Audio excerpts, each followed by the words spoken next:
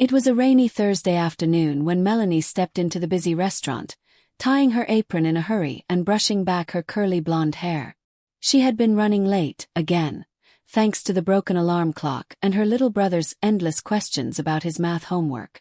The place was already buzzing with customers, clinking silverware, and the low hum of conversations blending into the soft jazz playing overhead. She exhaled sharply, forcing on a smile, and made her way to table 4 where a quiet, older man had just been seated by the hostess. Melanie had only worked at the Redwood Grill for a few weeks.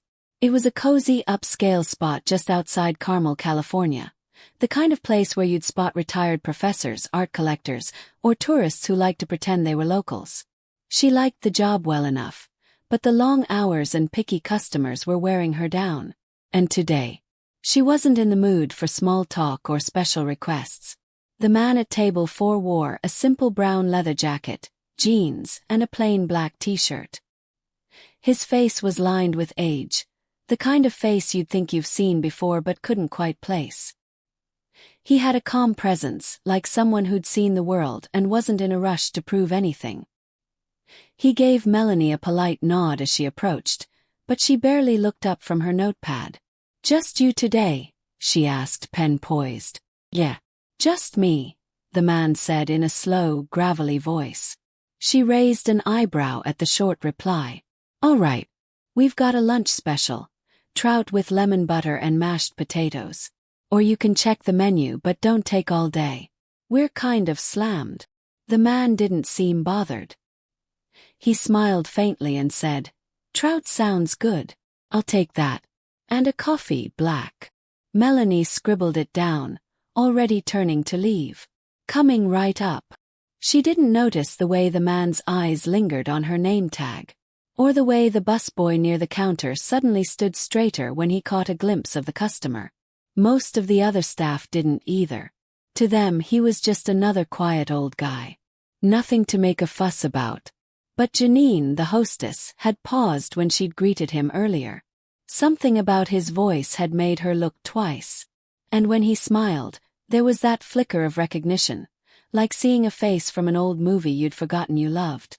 Back in the kitchen, Melanie let out a frustrated sigh as she handed the order slip to the chef. "Table 4 already feels like a headache," she muttered. "Why?" asked Carlos, the cook, raising an eyebrow. "I don't know. Just gives off that I'm important vibe without saying it. Probably one of those retired CEOs or something. Just sitting there all quiet, like he's waiting to be impressed." Carlos chuckled. "You mean like someone who might own the place?" Melanie rolled her eyes. "If he owned the place, I'd already be fired."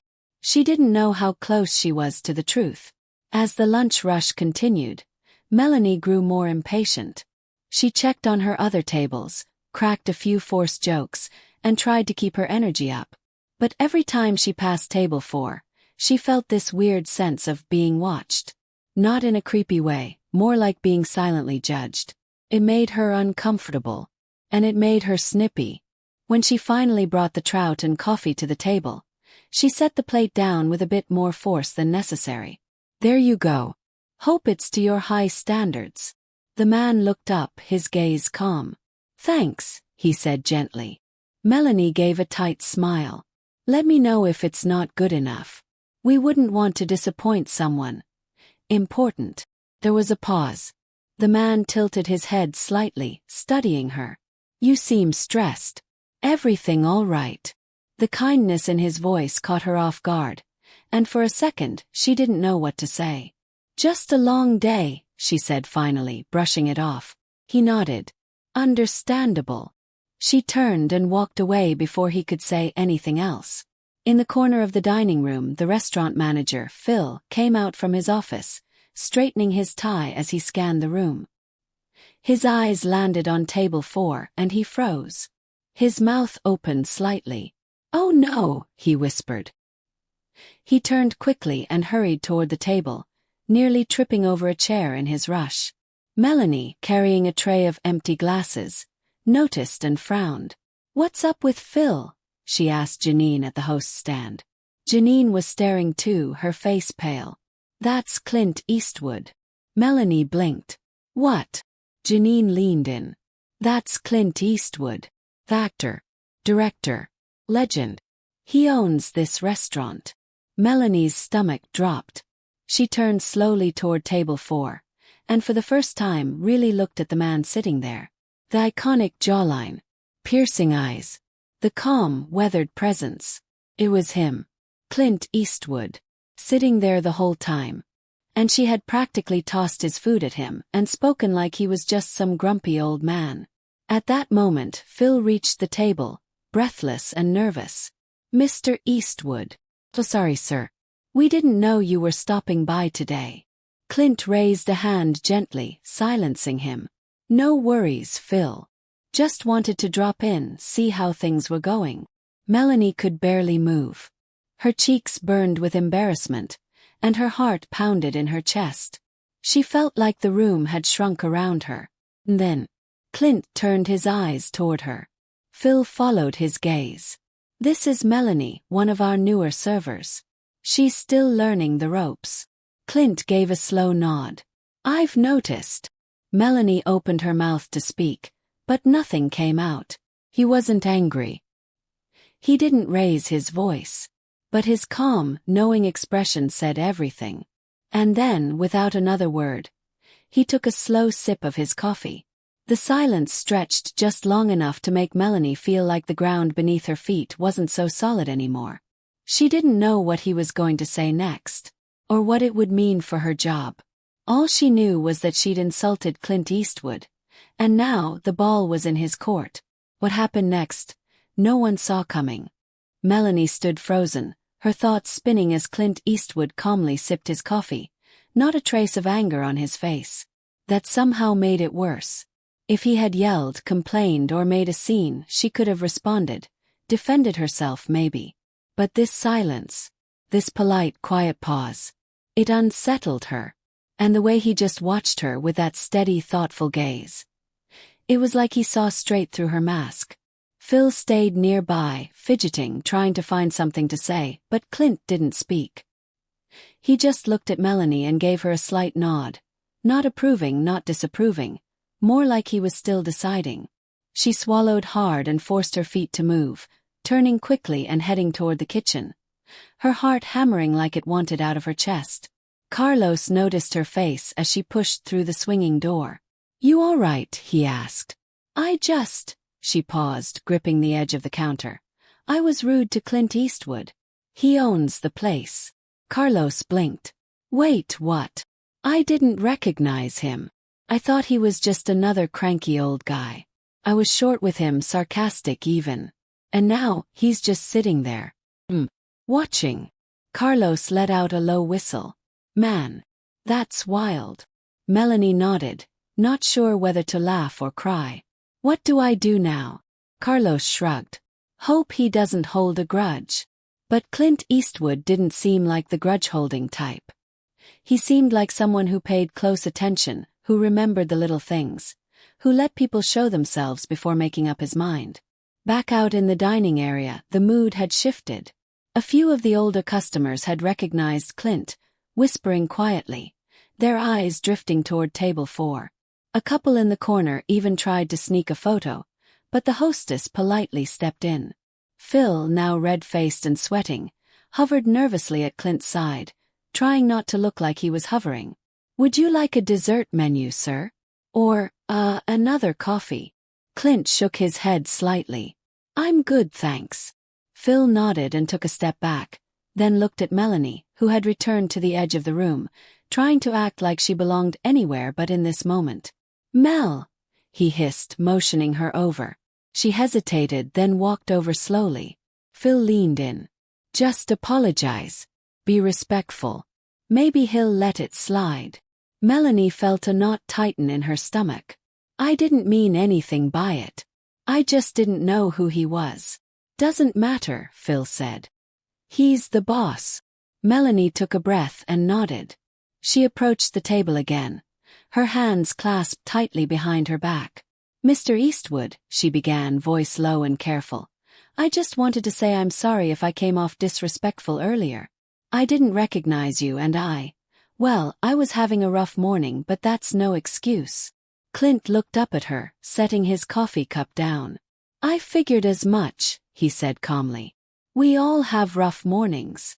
She blinked, surprised by the gentleness in his voice. He continued.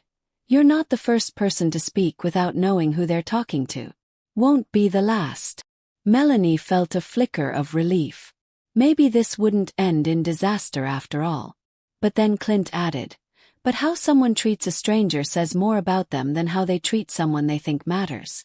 That landed like a stone in her chest. She didn't know what to say to that. It wasn't harsh, but it was true. And it hit harder because it wasn't angry. It was honest. Clint picked up his fork and took a bite of the trout, chewing slowly, thoughtfully. You've got potential, he said finally. But you've also got something to prove. Melanie nodded slowly, unsure what he meant but knowing she'd never forget it. As the afternoon wore on, Clint remained seated longer than most guests, sipping his coffee and watching the restaurant move around him. Melanie returned to her other tables, doing her best to stay focused, but her mind kept circling back to his words. You've got something to prove. Echoed. Who was she proving something to? Herself. Her boss. Some guy she didn't recognize until it was too late. She'd grown up watching her mom wait tables. Long shifts, tough customers, managers who rarely said thank you. Melanie had sworn she'd never end up like that. Tired, underpaid, unseen. But here she was, apron-stained, back sore, and unknowingly disrespecting the owner of the place she worked in. In a way, it was humbling. She'd let her frustration become her attitude, and now it was staring her in the face. Later, as the crowd thinned and Clint finally stood up, the entire restaurant seemed to quiet a little. He walked slowly toward the front, nodding at a few customers and offering a soft thank you to Janine as she opened the door. But just before stepping out, he turned back. Phil, he said, voice still calm but with a hint of something behind it. Yes, sir. You've got good people. Just make sure they know who's watching. Phil nodded, almost bowing. Of course. Absolutely. Clint's eyes found Melanie one last time. Keep showing up, he said. Even on the rough days. And with that, he stepped out into the gray afternoon light, leaving behind the kind of silence that makes you reflect. Melanie stood still, the weight of the moment settling over her. She didn't know what tomorrow would bring. She didn't know if she'd still have her job, or if Clint would say something to Phil, or if this would just become one of those stories that gets whispered about for years. The waitress who insulted Clint Eastwood. But what she did know, in that strange, quiet way people sometimes do, was that this day had changed something. It wasn't just about getting through a shift anymore. It was about who she was when nobody important was watching. Or, in her case, when someone very important was watching, and she didn't even realize it. And as she wiped down table 4, her eyes fell on the coffee cup he left behind. There was a napkin underneath it, slightly folded, just enough to hide the writing on it. She picked it up, heart racing. 3 words, written in sharp, familiar handwriting. You'll be fine. She stared at the words, unsure if they were a comfort, a warning, or both. But one thing was certain. The story wasn't over yet. Melanie slipped the napkin into her apron pocket. Her fingers still wrapped around the edges as if afraid the words might vanish. You'll be fine. It was such a simple message, but the weight it carried pressed down on her all at once. She'd insulted the man who not only owned the restaurant but was also a living legend. And yet, instead of anger, he left her with encouragement. Still, it didn't feel like a clean slate. It felt like a warning wrapped in kindness. And now, every move she made felt twice as visible. Phil didn't say much the rest of the afternoon. He avoided her eyes, which wasn't exactly comforting. If anything, it made her more anxious. Had Clint said something on the way out? Was he planning to? Would a quiet comment lead to her being quietly replaced next week? That night, as she walked home under the dim streetlights, her sneakers soaking in the puddles left by the morning rain, Melanie kept replaying every second of her interaction with Clint. Her sarcasm, his steady gaze, that final line. You've got something to prove. But to who? And for what?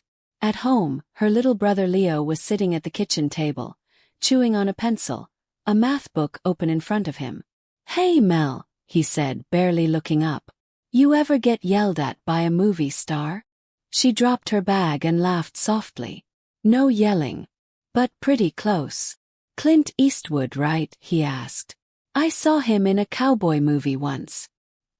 He looked like he'd never smile in his life." "He smiled today," she said. "Kind of." Leo looked impressed. "Did you get fired?" "Not yet." She didn't mention the napkin. That part felt like hers alone, at least for now.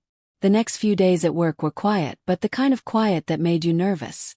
Phil was extra formal with her, giving instructions instead of casual conversation. Janine, who usually shared gossip at the host's stand, suddenly kept her voice low and always glanced around before speaking. And Carlos? He stayed neutral, but even he gave her that sideways glance once or twice, like he was wondering how much longer she'd last. But Clint didn't come back. Not for a week. And then one afternoon, just as Melanie was starting to believe maybe she'd been spared, he returned. This time he wasn't alone. A younger man, maybe late 30s, walked in with him. He wore sunglasses, carried a tablet under one arm, and whispered to Clint as they entered. Melanie watched from across the room as Janine greeted them both, more poised than usual. Phil came out immediately, all smiles and nods. "Mr. Eastwood. Back so soon." Clint gave a small grin. "Wanted to see how things feel when nobody's warned." Phil laughed a little too loud, then turned and gestured for Melanie. She walked over slowly, heart already pounding. "Melanie," Phil said, "Mr. Eastwood has requested your section." Her eyebrows rose. "Really?" Clint just nodded. "Hope you remember my coffee." She managed a small smile. "Black." Clint looked pleased. "You are learning." She took their orders, then disappeared into the kitchen where Carlos gave her a silent thumbs up. But her hands were shaking as she prepared the coffee. Clint wasn't the kind of man who made idle choices. If he'd asked for her section, there was a reason, and that meant something was coming. Out at the table, Clint and the younger man spoke in quiet tones, occasionally glancing toward the kitchen or the staff. Melanie couldn't hear much, but she caught pieces: new direction, potential, and something about on-site evaluations. It sounded like changes were coming to the Redwood Grill. Big ones. And if Clint was evaluating the staff, she was square in the spotlight. Later, after she cleared the table and brought the bill, Clint stopped her with a gesture. "Sit for a second," he said, nodding to the empty chair across from him. Phil, watching from the bar, looked like he was about to faint. Melanie sat down slowly. Clint folded his hands. "You've been working here, what, a month?" "Almost," she said, unsure where this was going. "You're smart. Yes. Not afraid to speak your mind." "That's a rare mix," he said, then added. "Even if it got you into a bit of trouble." Melanie's cheeks burned, but she kept quiet. "I'm looking to change some things around here," Clint continued. "Not just how the place runs, but who's helping run it. Few new managers. Some fresh ideas. I need people who understand struggle. Who aren't just polished smiles and perfect answers." Melanie stared. Was he testing her for something? The younger man next to him, who hadn't spoken until now, leaned forward slightly. "We're looking at staff members who could grow with the place. Move up. Take more responsibility. You've stood out." Melanie blinked. "I insulted the owner." Clint chuckled. "You did. But you were honest. And you owned it." That silence came again, the one that felt like 100 things were being weighed. "Think about it," he said finally. "Not just the job, but what you want from it." Melanie nodded slowly, unsure whether to feel honored or terrified. As Clint and the man stood to leave, she stayed seated, watching them go. But just before he exited, Clint turned and said, "Next time, don't just see the jacket. See the person." She didn't respond. She couldn't. Her thoughts were too loud. In the days that followed, the tension around the restaurant only grew. Whispers of changes coming.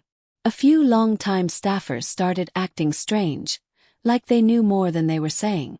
One hostess quit suddenly. Phil became more paranoid, holding closed-door meetings and checking in with Clint's assistant almost daily. And then one afternoon, Melanie walked into the back office and overheard something she wasn't supposed to. Through the half-open door, she heard Phil talking fast. "She's too green. You really think she's manager material? She's emotional, sarcastic, not leadership material." Clint's voice followed. "Calm, firm. She's real. That's what people connect to. You've been here 10 years and still don't get that." Melanie stepped back quietly before they saw her, heart pounding in her chest. So that was the real conflict. It wasn't just about a mistake she made in the past. It was about the fight for the future of the restaurant, between old habits and new ideas. And somehow she'd become part of that fight, whether she wanted to or not. The next morning, Melanie showed up at work earlier than usual. The air outside was heavy with that quiet before a storm, not weather-wise but something in the atmosphere. Inside, the staff were unusually quiet. Janine avoided eye contact, Carlos kept his head down over the prep counter, and even the dishwasher, who usually played loud music in the back, had his headphones off. Phil was in the office again, door half shut, pacing. She could hear the murmur of a phone call and the occasional sharp edge in his voice. Tension hung in the kitchen like steam, thick and hard to ignore. By noon, word had spread. Clint Eastwood would be back today. But this time not just for lunch. There was going to be a meeting. An important one. Staff were buzzing in hushed tones, speculating about changes. Some thought layoffs were coming. Others whispered about a full rebrand. New management, new direction. But no one knew for sure. All Melanie knew was that her name had come up in the back office yesterday. And not in a flattering way. The minutes dragged like hours. Every time the front door chimed, her heart jumped, expecting to see Clint. But he didn't arrive until nearly 2, stepping inside with the same quiet authority as before. No entourage this time, just him and that same slow, thoughtful pace. Janine stiffened as she greeted him. Phil emerged from the back quickly, putting on a wide, uneasy smile. Clint nodded at both of them, then scanned the room until his eyes landed on Melanie. He gave her a look. Not quite a smile, not quite a signal. Just a nod. Like he saw her. And that was enough to make her knees a little shaky. He didn't sit at a table this time. He walked straight into the office, door clicking shut behind him. Phil followed, and so did the man Melanie had seen before. Clint's assistant or partner or whoever he was. The three of them vanished behind the door, and the restaurant returned to a weird stillness. Time passed. No orders were coming from Clint. No interviews. Just that door closed as everyone waited. By 3 p.m., the tension had boiled over. One of the servers, Dana, who'd worked there longer than anyone except Phil, snapped at Carlos over a salad order. Carlos barked back. It turned into a mess. Melanie tried to step in and calm things down, but no one was listening. "You think you're the boss now?" Dana muttered under her breath as Melanie passed by her at the counter. "All because you made a scene with Clint Eastwood." Melanie froze. "What did you say?" Dana looked her square in the eye. "We've been here for years, holding this place together. You show up for 5 weeks, mouth off to the owner, and now you're the favorite. Doesn't sit right." "I didn't ask to be anyone's favorite," Melanie replied, her voice tight. "I just did my job." "Yeah," Dana said. "But some of us can't afford to play favorites. We're here to survive." Melanie didn't answer. She just walked away, feeling the sting in her chest. Survive. That word hit harder than Dana probably meant it to. Because that was what she'd been doing too. Barely surviving. Between bills, taking care of Leo, and putting on a brave face every shift, survival had been her entire mode of operation. She hadn't asked for Clint to notice her. She hadn't wanted the spotlight. But now that it was there, she couldn't pretend it wasn't. At 4 o'clock, the office door finally opened. Clint stepped out, quiet as ever, and walked toward the middle of the dining room. Phil and the other man followed. The whole room seemed to pause. Clint's voice wasn't loud, but it carried. "We're making some announcements soon. You'll all be informed officially. But I wanted to say this in person." Everyone turned. "I built this place to be more than just a restaurant. I wanted it to be a place where people could work with dignity, where effort was seen, where good character mattered more than polished smiles." He looked around the room. "Some of you have forgotten that." Phil cleared his throat like he was about to speak, but Clint kept going. "We'll be promoting from within, restructuring leadership. And yes, that means changes. But I promise you, the right people will rise." He didn't name names. He didn't explain further. But his eyes locked with Melanie's for a long second. And that's when Phil's face shifted. Just a flicker of panic, like he knew what was coming. He turned toward Clint's assistant, saying something in a low voice, but the man only shook his head. Melanie's heart was pounding now. Later, when the restaurant closed early for a private staff session, Phil gathered everyone in the dining area, trying to hold the spotlight. He smiled stiffly, announcing that Clint would be taking a more direct role in operations for a while. "Some of you will be asked to take on new responsibilities," he said. "Some may be moved to new positions." Dana raised her hand, but Phil waved it off. Melanie stayed quiet. She didn't trust her voice. But then Clint stepped forward again. "There's one more thing," he said. "We'll be testing out a team leadership role. Someone who can bridge the floor and the management. Someone who knows how it feels to be in both places." He paused. Phil was staring at him, waiting, teeth clenched. And Clint smiled slightly. "Melanie will start shadowing for that role tomorrow." The silence that followed was sharp. Dana dropped the cloth she'd been folding. Janine blinked. Carlos gave a tiny nod just once. Phil didn't speak. His jaw tightened. And then he turned and walked back into the office without a word. Melanie stood there, frozen. Part of her wanted to disappear. The other part, the part Clint must have seen, wanted to fight. Not with fists, with presence, with purpose. Because this wasn't just about her anymore. Something was shifting, deeper than job titles or shifts. There were stories behind every person in that restaurant. Stories of survival, mistakes, ambition, fear. And Melanie's story had just reached the edge of something big. But whether it would lift her up, or bring everything crashing down, that was still unknown. Melanie didn't sleep that night. She lay in bed staring at the ceiling, Clint's words echoing over and over in her mind. Someone who knows how it feels to be in both places. It was surreal. Just a few weeks ago, she was barely making it through shifts, juggling late-night bus rides and cold dinners. Now she was at the center of a restaurant-wide change, handpicked by Clint Eastwood himself. But something didn't sit right. The way Phil had stormed off without a word. The way Janine looked at her, not with jealousy, but concern. And Carlos, always the calm one, had muttered as he left, "Be careful, Mel." That whisper stuck with her. The next morning she arrived early again, determined to start her shadowing the right way. She went over inventory with Carlos, helped Janine reset tables, and even got Leo to school on time with a packed lunch. It was the first time in weeks things felt like they were finally turning around. Until she saw the email. It was left open on the office computer. The screen had dimmed, but not enough to hide the subject line. Proposal, staff realignment plan, immediate implementation. Her name wasn't in the message body. Not directly. But what caught her eye was a list. A table with initials, department changes, and 3 words that made her stomach sink. Performance review pending. Next to Dana's name. And Carlos's. Even Janine's. Everyone but her.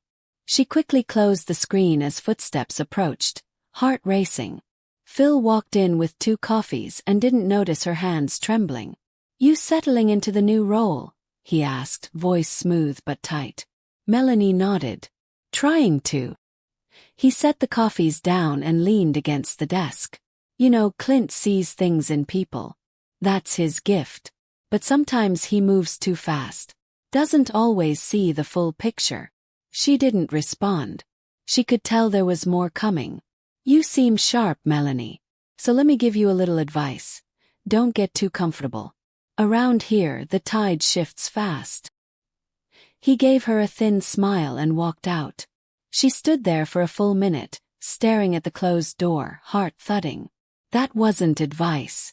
That was a warning. Later that afternoon, Clint came in again, but something was different. He looked tired, distracted, and for the first time he didn't sit at the bar or greet the staff one by one. He went straight to the back, where a man in a suit was waiting for him. Not the assistant. Someone else. Stranger. Melanie watched them talk through the office window. Their hands moved quickly, their faces tight with tension.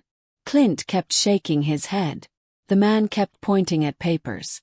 And then, to her shock, Clint glanced out the window, right at her, before pulling the blinds shut. The whisper network started immediately.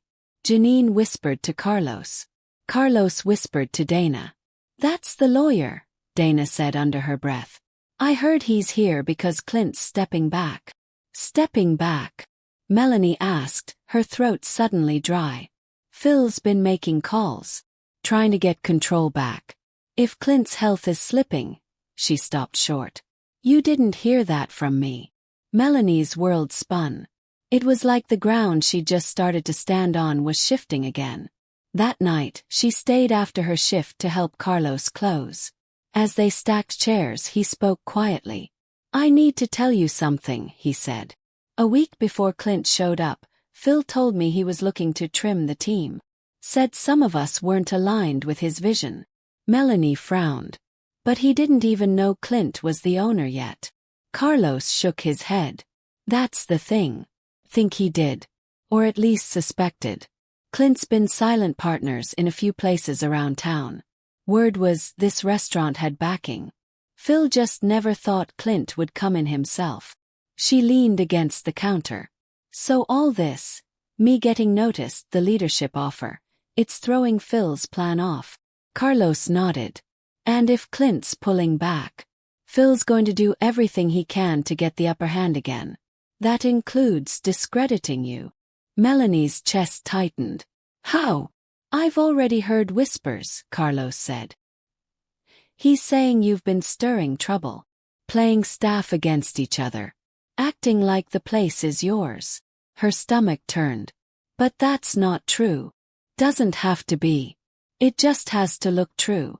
Melanie felt like someone had pulled the floor out from under her.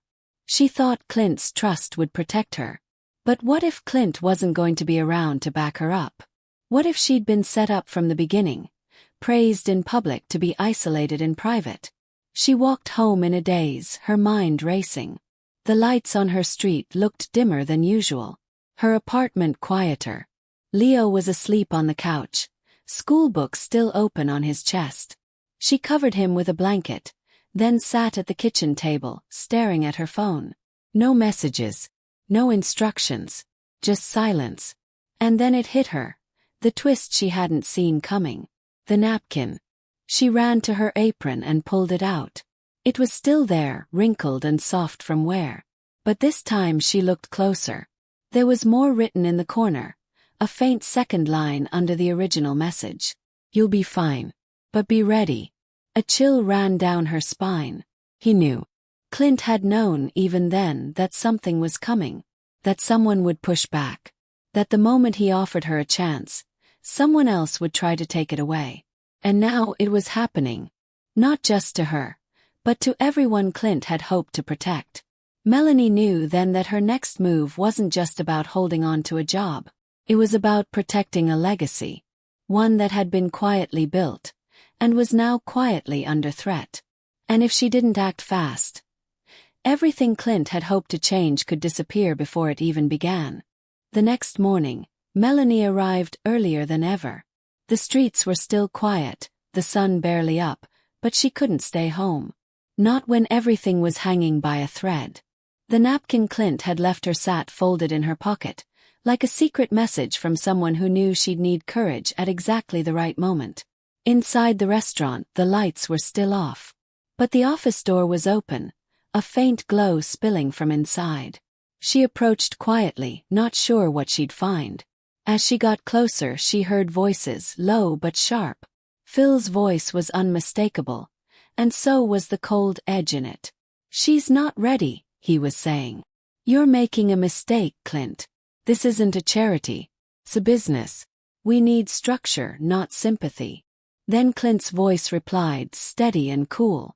"This place was never just about business, Phil. That's why you were never going to run it." Melanie froze in the hallway. Her breath caught in her throat. "You hand it to her, and you're going to lose the rest of the staff," Phil continued. "They don't respect her. They're already talking. You think you're building something, but all you're doing is handing the wheel to someone with no map." Then, unexpectedly, another voice chimed in. One Melanie didn't recognize. "That's not true." She peeked around the corner. Carlos was standing just inside the office, face calm but firm. Dana was behind him, and even Janine stood there with arms crossed. The whole team. Every one of them. Phil turned, shocked. "What is this?" Carlos stepped forward. "You tried to divide us. We see that now. Melanie didn't push anyone out, you did. You whispered things, moved shifts, made people doubt each other. But we're not blind anymore." Clint looked between them, his eyes slightly narrowed, but not surprised. Melanie finally stepped inside. "Is it true?" she asked Phil softly. He laughed once. "Oh, come on. You think Clint picked you because you're special? He picked you because you're convenient, temporary, easy to control. You think this means something, but trust me, when he steps away, it'll all fall back into place." Then Clint stood up. "I'm not stepping away," he said. "Not yet." Phil's expression broke. He looked back at the suited man in the corner, who until now had stayed silent. The man opened a briefcase and handed Clint a folder. "This," Clint said, tapping the papers, "is a transfer of operational control. Effective today, I'm appointing Melanie as acting floor manager, with full support of ownership. And this," he turned to the rest of the staff, "is a new chapter. Anyone who wants to be a part of it stays. Anyone who doesn't is free to go." Phil stepped back, stunned. His eyes darted between everyone, but no one spoke up for him. "You can't just erase everything I've done," he snapped. "I'm not," Clint said. "I'm just making sure you stop undoing everything I built." Phil muttered something under his breath, grabbed his coat from the back of the chair, and stormed out without looking back. Melanie stood frozen, still trying to absorb what just happened. The room was completely still. Then Clint turned to her, his face gentler now. "I knew the first day you spoke your mind that you had something others didn't. A spine. Not arrogance. Not pride. Just honesty. It's rare. That's what this place needs." Carlos stepped forward and patted her shoulder. Janine gave a quiet smile. Even Dana nodded. Melanie felt a strange mix of relief and disbelief. It was over. She had made it. Or so she thought. As the group slowly broke apart and everyone returned to the kitchen or dining floor, Clint held her back. "There's one more thing you should know," he said. She looked up, confused. "I didn't come here by chance," he said slowly. "Someone sent me a letter. No name, just a handwritten note. Said the heart of this place was being buried. Said to come before it was too late." Melanie blinked. "A letter?" He nodded. "Mentioned a single name. Yours." She froze. Who sent it?" Clint smiled faintly. "That's the twist, isn't it?" He handed her a copy of the letter. Melanie unfolded it carefully, heart racing. It was short, faded pen strokes. A few sentences about her, about the staff, about the slow decline of something that used to feel real. And at the bottom, written in neat, unfamiliar handwriting, were just 2 words. "She's worth it." There was no signature. Melanie stared at it, chills running down her arms. Clint placed a hand on her shoulder. "Whoever it was, they saw you before I did. They believed in something bigger. And now it's yours to protect." And just like that, the real weight of it hit her. It wasn't just about a promotion, or a rude moment, or even Clint Eastwood. It was about something deeper, the value of being seen, of being believed in, of having someone fight for you behind the scenes, even when you thought you were alone. And somewhere out there, someone had done exactly that. The restaurant would go on. The staff would rebuild. The new chapter had begun. But the mystery of who sent the letter, that would linger. A quiet reminder that sometimes the most powerful changes in life begin not with a grand entrance, but with a quiet whisper sent at the perfect time from someone you may never know. The following weeks brought a quiet but meaningful transformation to the restaurant. The tension that once lingered in the air like steam off a hot plate had slowly lifted, replaced with something warmer, respect. Melanie stepped into her new role with cautious confidence, never forgetting how fragile trust could be. She didn't come in barking orders or flashing her title around. She simply did what she'd always done, showed up early, worked hard, and listened to people. Carlos stayed by her side as a steady presence. He helped balance the books, retrain the new hires, and quietly reminded her to eat on long shifts. Janine took over the evening floor supervision, giving her the kind of leadership she'd always wanted but never felt she had permission to offer. Dana, once skeptical, became one of Melanie's most vocal supporters. She even started suggesting themed nights for the restaurant, one of which, to everyone's shock, actually brought in more foot traffic than the weekends. As for Clint, he still visited from time to time, always quietly, never demanding attention. He sat at his usual stool, ordered his usual dish, and watched. He didn't need to say much. His presence alone told them everything. They were doing okay. But Melanie never stopped thinking about the letter. She kept it tucked in her wallet, folded with care, like a secret only she and the sender knew. She turned the handwriting over in her mind 100 times, wondering if it belonged to someone she knew. Had it been Carlos? No, he wasn't the type to go behind the scenes. Janine, maybe. She had a quiet loyalty. But something about the phrasing felt older, familiar in a way that tugged at the past. One night, after close, Melanie found herself sitting at one of the corner tables, sipping tea, staring at the letter again. The soft light of the hanging bulbs cast a calm glow over the room. Everything was clean and quiet, like the restaurant was taking a breath with her. Still thinking about it? Carlos asked, wiping down the last counter. She nodded. It's just strange that someone saw all this before even I did. He leaned against a chair. Maybe it wasn't just about you. Maybe it was about saving what this place meant to people. She looked up at him. Do you know who it was? Carlos shook his head. No idea. But I'm glad they did it. There wasn't much more to say after that. The mystery stayed a mystery. And maybe that was okay. Outside of the restaurant, things were changing too. Melanie was finally able to move her son, Leo, into a better school, one with a reading program he loved. He started coming home excited, talking about books and making friends. He even asked if he could bring one of his classmates to the restaurant sometime, so they could meet a real boss. Melanie had laughed, but it hit her in the heart. That small moment meant everything. Her son finally saw her not just surviving but leading. The community also began to notice the shift. Regulars returned more frequently. New faces showed up thanks to word of mouth, and the place began to feel like what it once was, a neighborhood spot with soul. Clint's name was never plastered on the walls. Most customers never knew he owned the place. But the story of the waitress who stood her ground and helped turn the place around quietly made its way through town. Some believed it, some doubted it, but the results were real. Melanie didn't seek out the spotlight. She wasn't trying to become some symbol of resilience or transformation. She just wanted to create a place where people felt welcome, where no one was invisible, where even the person wiping tables had a voice that mattered. One rainy evening, months after Phil had left, a small envelope arrived at the restaurant. Had no return address. Inside was a simple postcard with a black and white photo of the original diner, dated decades ago. On the back, written in the same neat handwriting as the letter, were 3 words. You kept it. She stared at it for a long time. There was no name. No clues.